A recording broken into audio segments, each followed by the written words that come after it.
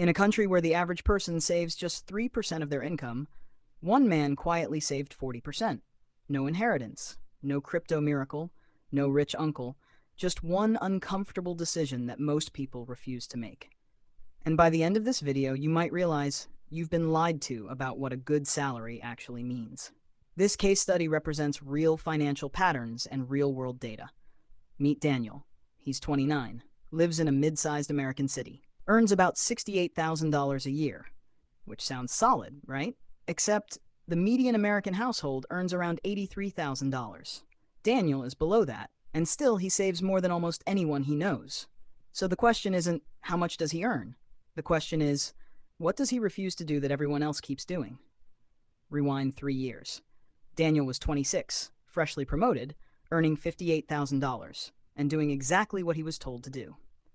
Rent, $1,650 a month. Car payment, $480. Student loan, $310. Streaming subscriptions he forgot he had, about $70. Food delivery, don't even ask. At the end of every month, his bank account looked like a horror movie. Same paycheck in, same disappearing act out. And here's the part that will hit hard. Daniel wasn't reckless. He wasn't gambling. He wasn't lazy. He was just normal. Because normal in America now looks like this. The average person carries around $1,600 in credit card debt, and roughly 6 out of 10 have been stuck in that debt for over a year. Interest rates on those cards?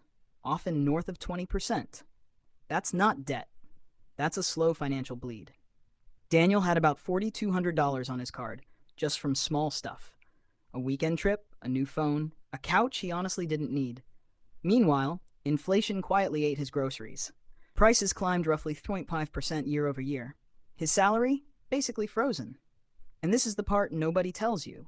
If your money doesn't grow faster than inflation, you're not standing still. You're slowly going backwards. Then came the moment. A random Tuesday. His car needed a $1,900 repair, and Daniel realized he didn't have $1,900. Not in savings, not in checking, nowhere. On a $58,000 salary, one broken car nearly broke him. And here's the uncomfortable truth. Studies suggest a huge share of Americans can't cover even a $1,000 emergency without borrowing. Daniel wasn't the exception. He was the average. That night, he sat on his floor with a calculator and did something most people avoid their entire lives. He added everything up. The number stared back at him. Rent, food, transport, subscriptions, little treats. He was spending 97% of his paycheck. 97. That's when he made a decision that sounds insane in 2026. He decided to live like it was 2016.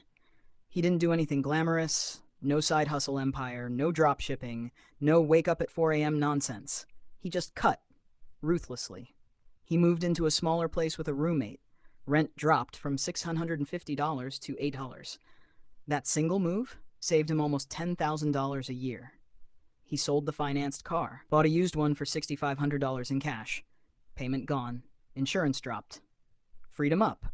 He canceled subscriptions he hadn't touched in months. He learned to cook, badly at first, and he stopped confusing "I deserve this" with "I can afford this." 12 months later, something quiet happened. Daniel wasn't rich. He wasn't retired. But he had $11,000 sitting in a high-yield savings account earning around 4% interest.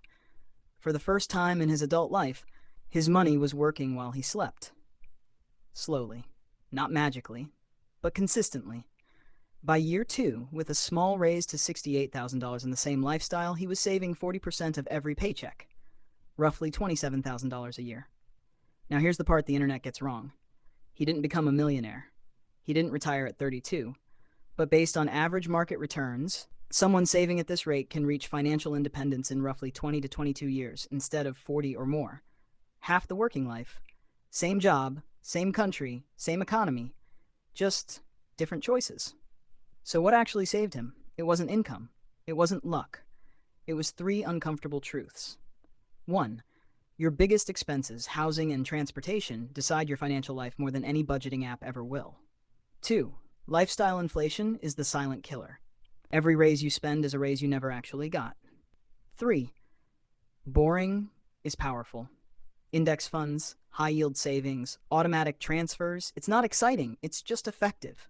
And the part nobody wants to say out loud, you cannot out-earn bad habits. A $200,000 salary with $200,000 habits is just a well-dressed emergency. Daniel's story isn't extraordinary. It's ordinary discipline in an economy designed to make you spend. So here's the uncomfortable question I want to leave you with.